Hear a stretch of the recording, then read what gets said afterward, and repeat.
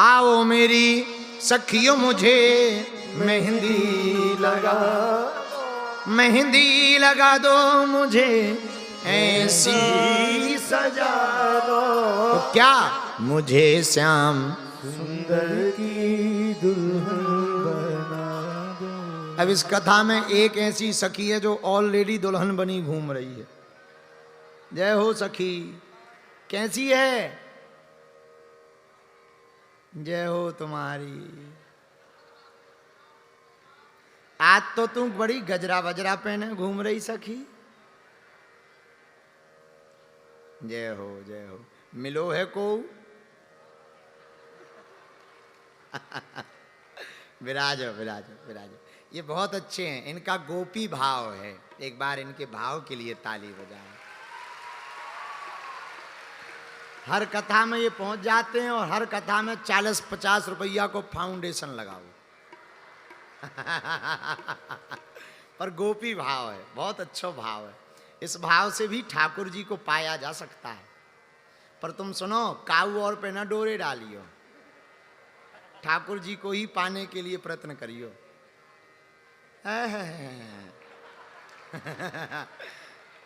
हमें छोड़ दो भाई, हम अपनी माता जी के यहाँ ठीक है।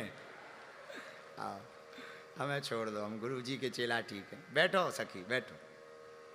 आओ मेरी मेहंदी लगा दो, मेहंदी लगा दो मुझे ऐसी सजा दो, मेहंदी लगा दो मुझे ऐसी सजा दो, मुझे श्याम सुंदर की दुल्हन बना। भगवान का एक विवाह हुआ हो तो तुम्हें कथा सुनाएं। ऐसे ऐसे 16,108 विवाह है। अब एक एक करेंगे तो 7 दिन और त्रिपाठी जी को कथा करवानी पड़ेगी। पर एक बार हमारे त्रिपाठी जी को ताली बजा के धन्यवाद दो। बहुत सुंदर मंदिर बनवाया है और इनकी श्रद्धा तो देखो।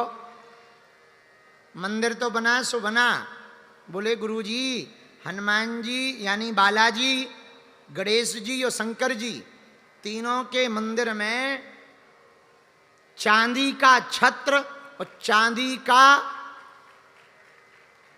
चमर, चांदी का छोटा सा अंदर का मंदिर और चांदी की छत होगी भगवान के ऊपर। सब मिला के तो लगभग 400 केजी। अभी जो आई है चांदी का मंदिर बनके 150 केजी का बालाजी का चांदी का मंदिर बनवा के उन्होंने मंगवाया। हाँ, और तो ठीक है, केवल यहां ही नहीं, इतनी श्रद्धा भगवान के प्रति है। हमारे मध्य प्रदेश में एक जगह है पन्ना। पन्ना के प्रसिद्ध ठाकुर जी श्री जुगल किशोर जी हैं। 7 प्रगत ठाकुर जी में एक जुगल किशोर जी है। आप पन्ना कभी कभी जाते हैं, जब भी जाते हैं तो दर्शन करने तो जाते ही हैं, पर इतनी तीक्ष्ण सनातन के प्रति आपका समर्पण है कि अपनी आय का आधा 10% नहीं, अपनी बचत का 70% रुपया खर्च करके जुगल किशोर भगवान के मंदिर में चांदी का गेट लगवाया। इतनी श्रद्धा है। तो हमने जब कहा कि बालाजी को बैठना है, बोले गुरुजी बालाजी ऐसे नहीं बैठेंगे, रजत मंदिर में बैठेंगे। चांदी को रजत कहते हैं, रजत मंदिर में बैठेंगे।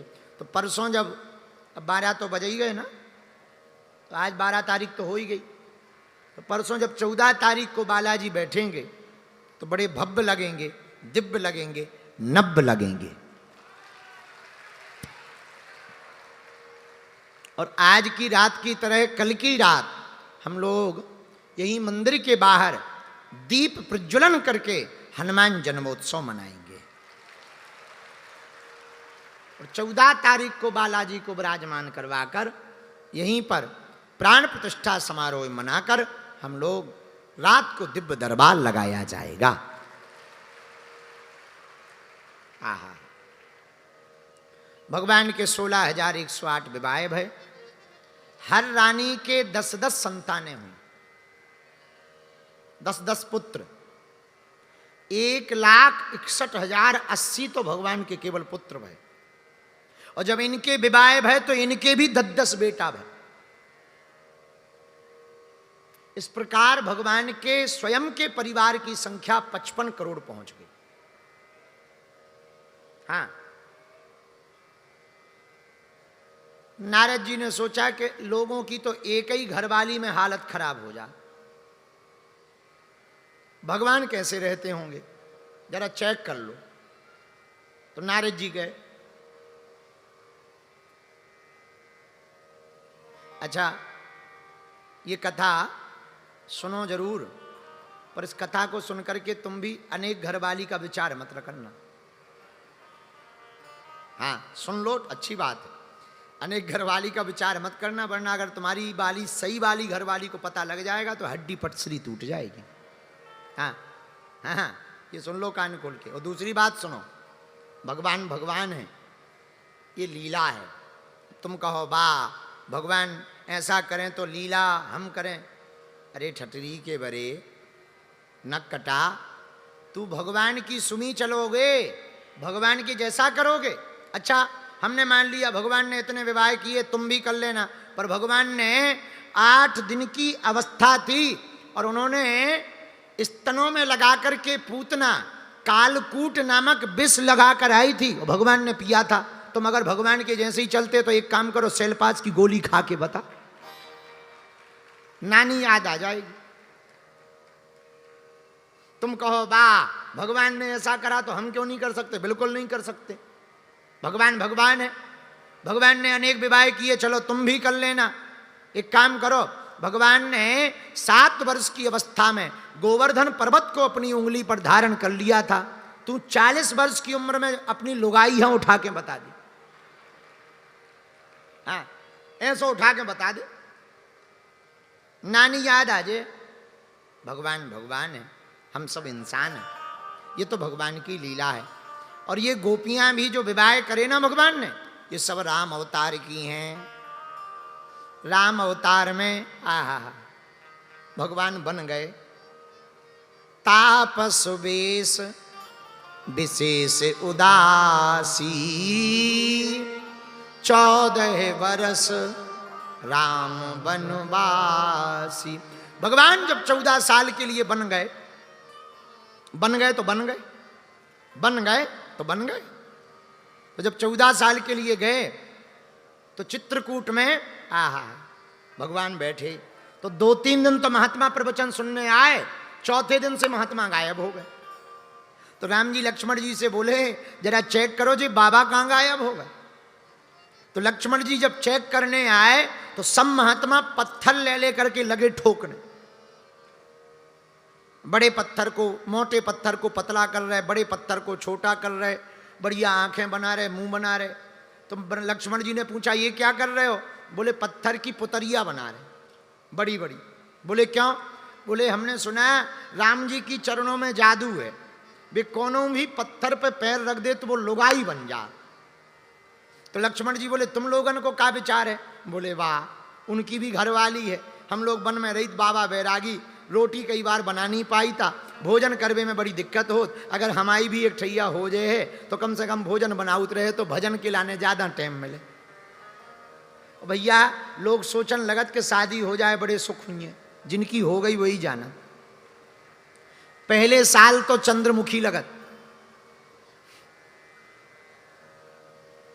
2-4 साल बाद बीतने पर भद्रमुखी लगत। जहां छोटे छोटे पैया पप्पू भय तो जो पहले साल चंद्रमुखी लगत थी वही भद्रमुखी लगन लगत, पे बाद में वो ज्वालामुखी नजर आओ। कई लोग सोचत कि देखो झंझट बड़ी बला है, कोई झंझट पालना नहीं चाहिए जितना, बल्कि हम तो भगवान की कृपा से अबे बचे हैं। पर ये लड्डू इतने खराब हो, जिनने खा ले वे भी रो रहे, जिनके नहीं खबे वे और ज्यादा रो रहे। बड़े झंझट खराब हो। एक हम तुम्हें बताएं, जल्दी तो नहीं है तुम्हें जल्दी तो नहीं है। हमें भी नहीं है, हमें कौन सा रोटियां बनाना। एक महात्मा जी मरे तो अपने चेला से कह गए, सुनो हम तो मर रहे पर तुम बिल्ली ना पालियो। का ना पालियो? बिल्ली, बिल्ली मत पालना। और मर गए। तो चेला बड़ा परेशान, बोले बिल्ली क्यों ना पाले? तो दूसरे महात्मा से बोले, महाराज हमारे गुरुजी कह गए कि बिल्ली मत पालना, इसका अर्थ समझ में नहीं आया। तो दूसरे महात्मा बोले, हम तुम्हारे महात्मा जी के, तुम्हारे गुरुजी के मित्र थे, हमें कहानी पता है। बोले क्या? बोले दरअसल तुम्हारे गुरुजी जहां झोपड़ी में रहते तो वहां चूहा ज्यादा थे, तो हर बार कपड़ा काट जाए चूहा, लंगोट। अब गुरुजी बड़े हैरान। तो गांव वालों ने कहा, महाराज चूहा ज्यादा है तो एक काम करो, बिल्ली पाल लो। तो महात्मा सीधे साधे बोले, बात सही है। सो उन्होंने बिल्ली पाल ली। लेकिन अब बिल्ली पाली तो बिल्ली को दूध भी तो चाहिए। तो गांव वालों ने 2-4 महीना तो दूध दिया।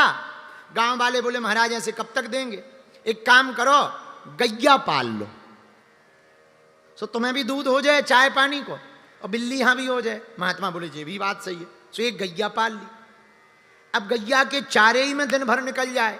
अब गांव वालों ने 2-4 महीना तो चारे की सेवा कर दी, भूसा की सेवा। अब गांव वाले बोले, महाराज ऐसे हम कब तक देंगे, एक काम करो पूरे गांव की तरफ से 5 एकड़ जमीन ले लो, अपनी चारों रखाओ, अपनी अनाज बो, गैया यहां खवाओ, खुद भी खाओ। महात्मा बोले, ये भी बात सही है। तो महात्मा जी ने 5 एकड़ जमीन गांव कन से ले ली।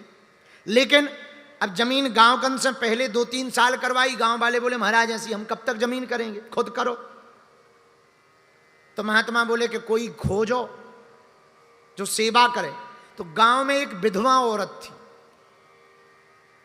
कहा कि महाराज इसका कोई नहीं है, इसे हम भैंसिया गैया के लिए रख देते हैं, ये कम से कम चारा दानी करती रहेगी, दुहती रहेगी। महात्मा बोले, ये बात सही है। तो बेचारी विधवा औरत कोई था ही नहीं, सेवा में आ गई। तो पहले तो वो गैया की सेवा करत रही, आश्रम की सेवा करत रही, धीरे धीरे महाराज जी की सेवा करने लगी। तो गांव वाले बोले, महाराज ऐसे काम नहीं चलेगा, अब तो तुम्हें शादी करनी पड़ेगी, नहीं तो तरह तरह की बातें बन रही हैं। महात्मा बोले, जब इतनी हो ही गई सो शादी कर दो। सो शादी हो गई। शादी हो गई तो एक दिन महात्मा ने विचार करो कि पूरा झंझट बिल्ली से शुरू हो। ये जितने झंझट भय बिल्ली से शुरू हो। इसलिए हाथ जोड़ करके महात्मा बोले, भैया सब कछु पालियो पर बिल्ली ना पालियो। बिल्ली का खतरा है ये, तो झंझट बड़े खराब होते हैं। भगवान के 16,108 विवाह भाई। नारद जी ने सोची लोगन को तो एक हो, दिमाग खराब हो जा, ये 16,108 कैसे चलाओ, चलो देखें। तो गए, एक मकान में घुसे, भगवान चौपर खेलते रहे। भगवान ने स्वागत किया, आओ नारद जी कब आए? महाराज सुबह आए। अब नारद जी ने सोचा चलो यहाँ भगवान है, बगल वाली में जाए मकान में, सबके अलग अलग मकान हैं, 16,108 सबके अलग अलग मकान। नारद जी ने सोचा चलो दूसरी जगह जाएं, वहाँ उनके कान भरेंगे कि देखो भगवान तुमसे प्यार यार नहीं करते हैं, रुक्मणी से ज़्यादा प्यार करते हैं। सो सत्यभामा के घर चले गए। सत्यभामा के घर गए तो भगवान यहाँ पे भोजन करते मिले। नारद जी बड़ी चिंता में पड़ गए, बोले लगता है हमसे पहले आ गए। तो भगवान ने फिर स्वागत किया, कब आए? नारद जी बोले, वाह अभी थोड़ी देर पहले तो मिले थे। भगवान बोले, हम कहाँ मिले, हम तो इतने रोटी खा रहे, भोजन पा रहे हैं। नारद जी ने कहा, ये बन रहे जानबूझ के। तो नारद जी फिर तीसरे मकान में घुसे। भगवान वहां पर जो है हवन कर रहे थे। आओ नारद जी। नारद जी बोले, ये बताओ हवन कब करने लगे? भगवान बोले, हम तो सुबह से कर रहे। नारद जी बोले, हवन कब करने लगे? भगवान बोले, हम तो सुबह से कर रहे। बोले, काहे को झूठ बोलते हो, अभी अभी तो हम मिले थे। भगवान बोले, वो तो कोई और मिला होगा, हम तो यहाँ हवन कर रहे। मित्रविंदा बोली, महाराज नारद जी तुम्हारा दिमाग खराब है क्या, प्रभु तो सुबह कल रात से ही यही है।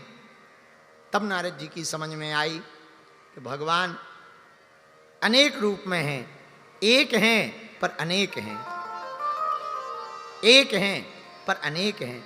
यही हम भक्तों के लिए होता है। हम लोग सोचते हैं कि दुर्गा जी कौन है, हनुमान जी कौन है, राम जी कौन है, श्याम जी कौन है। भैया भगवान दिखने में अनेक जरूर हैं पर हैं तो ये अंदर से एक ही है।